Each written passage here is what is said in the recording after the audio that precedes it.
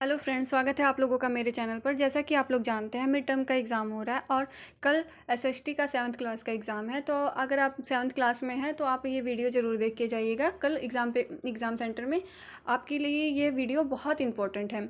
अगर आपने मेरे चैनल को सब्सक्राइब नहीं किया तो आप मेरे चैनल को सब्सक्राइब कर लें ताकि आगे भी आपको ऐसी वीडियो देखने को मिले। तो चलिए क्वेश्चन स्टार्ट करते हैं। खंड क का सही विकल्प का चुनाव कीजिए। इनमें से कौन सा मानवीय पर्यावरण का घटक नहीं है? तो इसका आंसर हो जाएगा सी, स्थल। और वायुमंडल की परतों में जब हम ऊपर जाते हैं तब वायुदाब क्या होता है? घटता रहता है। नेक्स्ट क्वेश्चन है, राष्ट्रकूट कहाँ के शासक थे? तो डी हो जाएगा इसका आंसर, पश्चिमी दक्कन के शासक थे। टोकन मुद्रा चलाई थी किसने चलाई थी? तो मोहम्मद तुगलक ने चलाई थी। पिता की ओर से मुगल किसके वंशज थे? तो तैमूर के वंशज थे। नेक्स्ट क्वेश्चन है आपका, रिक्त स्थानों की पूर्ति कीजिए। भारत के उत्तरी क्षेत्र की गर्म एवं शुष्क स्थानीय पवन को क्या कहा जाता है? तो लू कहा जाता है। उसके बाद है, वायुमंडल की डैश परत में मौसम की लगभग सभी घटनाएं जैसे वर्षा, कुहारा आदि होती है तो क्षोभ मंडल में। जल के क्षेत्र को क्या कहा जाता है? तो जल मंडल कहा जाता है। पृथ्वी का वो संकीर्ण क्षेत्र जहाँ स्थल, जल एवं वायु मिलकर जीवन को संभव बनाते क्या कहलाता है? जैवमंडल। बाबर के बाद कौन सम्राट बना था? तो हुमायूं बना था। नेक्स्ट क्वेश्चन है आपका, सही सही या गलत बताएं। तो पहला है आपका, बाबर ने 1526 में दिल्ली के सुल्तान इब्राहिम लोदी को पानीपत में हराया था। तो इसका आंसर हो जाएगा सही। दिल्ली के सुल्तानों के शासनकाल में प्रशासन की भाषा हिंदी थी। तो इसका आंसर होगा गलत। इब्न बतूता इंग्लैंड से भारत आया था। इसका भी आंसर हो जाएगा आपका गलत। सार्वभौमिक मताधिकार के अंतर्गत देश के हर वयस्क स्त्री पुरुष, चाहे उसका आर्थिक स्तर या जाति कुछ भी क्यों ना हो, एक वोट का अधिकार होता है। तो इसका आंसर हो जाएगा सही। कुछ विधायक मंत्री बनाए जाते हैं। तो इसका आंसर हो जाएगा सही। नेक्स्ट है आपका खंड ख। तो इसमें आपको देखिए अनुच्छेद पढ़ना है और उसका आंसर देना है। तो देखिए क्या अनुच्छेद है, रोजा पार्कस एक अफ्रीकी अमेरिका महिला थी। दिसंबर 1955 को दिन भर काम करके थक जाने के बाद बस में उन्होंने अपनी सीट एक गोरे व्यक्ति को देने से मना कर दिया। उस दिन उनके इनकार से अफ्रीकी अमेरिकों के साथ असमानता को लेकर एक विशाल आंदोलन प्रारंभ हो गया जो नागरिक अधिकार आंदोलन कहलाया। तो क्वेश्चन है इसका, रोजा पार्कस ने अपनी सीट गोरे व्यक्ति को देने से क्यों मना कर दिया था? तो इसका आंसर होगा, रोजा पार्कस दिन भर काम करके थक जाने के कारण बस में उन्होंने अपनी सीट एक गोरे व्यक्ति को देने से मना कर दिया था। नेक्स्ट क्वेश्चन है, नागरिक अधिकार आंदोलन क्यों प्रारंभ हुआ? तो अमेरिका में अफ्रीकी अमेरिकन लोगों के समान नहीं समझा जाता था। उनके इनकार करने पर अफ्रीकी अमेरिकनों के साथ असमानता को लेकर एक विशाल आंदोलन प्रारंभ हो जाता था। नेक्स्ट भी है आपका, देखिए निम्नलिखित अनुच्छेदों को पढ़िए और प्रश्नों के उत्तर दीजिए। मुख्यमंत्री तथा अन्य मंत्रियों का यह दायित्व है कि वे शासन के विभिन्न विभागों व मंत्रालयों को चलाएं। उनके अलग अलग कार्यालय होते हैं। विधानसभा एक ऐसा स्थान होता है जैसे सभी विधायक, चाहे वे सत्ताधारी दल के हो या विरोधी दल के, विभिन्न विषयों पर चर्चा करने के लिए इकट्ठा होते हैं। तो क्वेश्चन है, विभिन्न विभागों व मंत्रालय को कौन चलाते हैं? तो मुख्यमंत्री तथा अन्य मंत्री मिलकर विभिन्न विभागों व मंत्रालय को चलाते हैं। नेक्स्ट क्वेश्चन है, विधानसभा में क्या होता है? तो विधानसभा में सभी विधायक विभिन्न विषयों पर चर्चा करने के लिए इकट्ठा होते हैं। उसके बाद देखिए, महिलाओं के काम को दोहरे बोझ का क्या अर्थ है? इसका आंसर होगा, दोहरे बोझ का शाब्दिक अर्थ है दो गुना बोझ। इस शब्द का महिलाओं के साथ की काम की स्थितियों को समझने के लिए प्रयोग किया जाता है। महिलाओं को घर के अंदर और बाहर दोनों जगह काम करने पड़ते हैं। वे दोहरा कार्यभार संभालती हैं, उन पर दोहरा बोझ होता है। अथवा में आपको क्वेश्चन लिखना है, आंगनबाड़ियों की स्थापना क्यों की जाती है? तो आंसर हो जाएगा, घर के काम का बोझ महिलाओं और लड़कियों पर पड़ता है। इसमें लड़कियों को घर के काम के लिए छोटे भाई बहनों को संभालने के लिए घर पे रहना पड़ता है। वे स्कूल नहीं जा पाते। इसके लिए सरकार ने पूरे देश में कई गाँव में आंगनबाड़ियों की स्थापना की है। नेक्स्ट क्वेश्चन है, पर्यावरण की जैविक या अजैविक परिस्थितियों में क्या अंतर है? तो जैविक पर्यावरण क्या होता है? वह पर्यावरण जिसमें पेड़ पौधे, जीव जंतु तथा मनुष्य की भोजन की पूर्ति होती है, जैविक पर्यावरण कहलाता है। उसके बाद नेक्स्ट क्वेश्चन देखिए आपका, और जैविक पर्यावरण के बिना मनुष्य जीवित नहीं रह सकता। और जैविक पर्यावरण क्या होता है? पर्यावरण का वह भाग जो स्थल, जल, वायु और जैविक जैसे अजैविक तत्वों से बना है, जैविक पर्यावरण कहलाता है।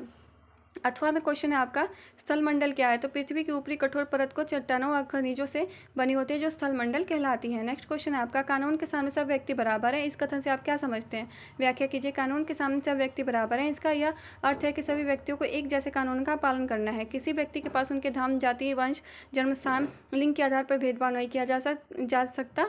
कानून की दृष्टि में सभी समान होते हैं। 8वां में क्वेश्चन है आपका, सरकार के संविधान द्वारा मान्य किए गए समानता के अधिकार को कैसे लागू किया जाता है, व्याख्या कीजिए। संविधान ने समानता के सिद्धांत को मान्य किया है। इस सिद्धांत को 2 प्रकार से लागू किया जाता है, कानून के द्वारा और सरकार की योजनाओं और कार्यक्रमों द्वारा सुविधाहीन समाजों की मदद करने के द्वारा। नेक्स्ट क्वेश्चन है आपका, विधायक कौन होता है और उसका चुनाव किस प्रकार होता है। तो प्रत्येक निर्वाचन क्षेत्र में जहाँ एक प्रतिनिधि को चुनती है, ये चुने हुए प्रतिनिधि राज्य की विधानसभा के सदस्य होते हैं। इन्हें ही विधायक या एमएलए कहा जाता है। इन विधायकों को जनता वोट देकर प्रत्येक निर्वाचन क्षेत्र से चुनती है। 8वां में क्वेश्चन है आपका, निम्नलिखित को परिभाषित कीजिए। पहला है आपका बहुमत। तो बहुमत देख लीजिए क्या है। इसका अर्थ है कि जब किसी समूह के आधे से अधिक संख्या में लोग किसी निर्णय या विचार से सहमत हो, इसे साधारण बहुमत भी कहा जाता है। और नेक्स्ट क्वेश्चन है आपका, विरोधी पक्ष। तो विरोधी पक्ष क्या होता है, वे चुने हुए प्रतिनिधि होते हैं जो सत्ता पक्ष के सदस्य नहीं होते और उनकी भूमिका सरकारी निर्णयों और कार्यों पर प्रश्न उठाने और विधानसभा के विचार के लिए नए मुद्दे उठाने की होती है। नेक्स्ट क्वेश्चन है आपका, क्या हमारे समाज में लड़के और लड़कियों में अंतर किया जाता है, अपने अनुभव के आधार पर उत्तर दीजिए।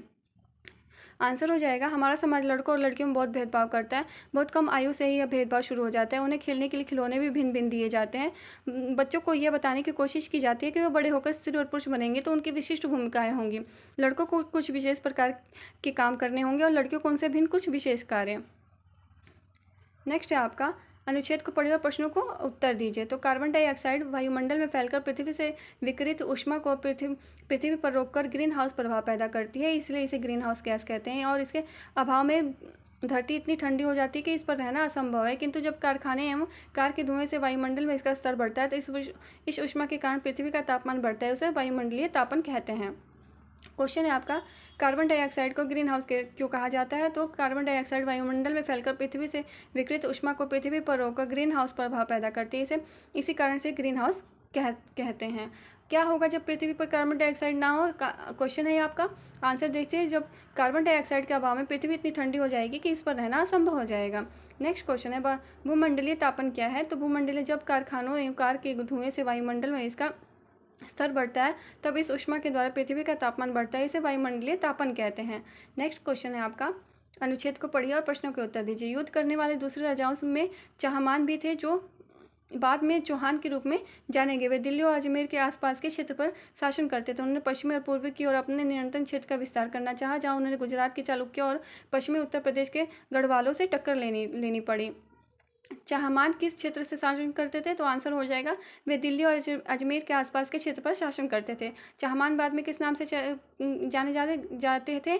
तो वे बाद में चौहान के रूप में जाने जाते थे। चालुक्य कहाँ के शासक थे। तो चालुक्य गुजरात के शासक थे। नेक्स्ट क्वेश्चन देखिए, वायुमंडल का संगठन मुख्यतः किन किन गैसों से हुआ है। तो वायुमंडल की वायु में विभिन्न गैसें जैसे nitrogen, oxygen, carbon dioxide, ozone, helium आदि पाई जाती हैं। वायुमंडल में गैसों का मिश्रण एक समान होता है। इनमें नाइट्रोजन और ऑक्सीजन प्रमुख है। सामान्य रूप से वायुमंडल में जलवाष्प तथा धूलकण होते हैं। इनकी मात्रा निश्चित नहीं होती। हीलियम और ओजोन सबसे हल्की गैस है जो वायुमंडल में सबसे ऊपरी पाई जाती हैं और वायुमंडल की निचली परत में ऑक्सीजन प्रचुर मात्रा में पाया जाता है। 8वां में क्वेश्चन है आपका, शोभमंडल एवं संतापमंडल की व्याख्या कीजिए। तो इसका आंसर हो जाएगा, शोभमंडल वायु की सबसे निचली परत शोभमंडल कहलाती है। पृथ्वी के धरातल से स्पर्श करते हैं। इनकी औसत ऊंचाई 13 किलोमीटर होती है। समतापमंडल यह परत शोभमंडल के ऊपर 50 किलोमीटर की ऊंचाई तक होती है। तापमान समान रहता है। यहाँ बादल नहीं होते।